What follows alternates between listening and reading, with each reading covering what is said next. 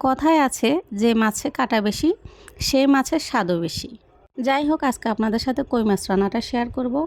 এখানে আমি নিয়েছি দেশি কই মাছ, আর এখানে দিয়ে দিব সরিষা বাটা, টক দই আর পরিমাণ মতো লবণ। এখন এগুলোকে হালকা একটু মেখে 10 মিনিটের মতো ম্যারিনেট করে রাখবো। এখন কড়াইয়ে দিয়ে দিব পরিমাণ মতো সরিষার তেল। এরপরে দিয়ে দিব বেশি করে পেঁয়াজ কুচি। পেঁয়াজটাকে হালকা একটু ভেজে নিব, তারপর দিয়ে দিব রসুন বাটা। এখন আবারও হালকা একটু ভেজে নিব। এখন দিয়ে দিব 1 চিমটির মতো কালো জিরা। সব কিছু খুব ভালো করে একটু ভেজে নিব। যখন ভাজা হয়ে যাবে তখন এখানে দিয়ে দিব পরিমাণ মতো হলুদের গুঁড়া, মরিচের গুঁড়া, ধনিয়ার গুঁড়া, জিরার গুঁড়া। এখন এই মশলাটাকে খুব ভালো করে কষিয়ে নিতে হবে।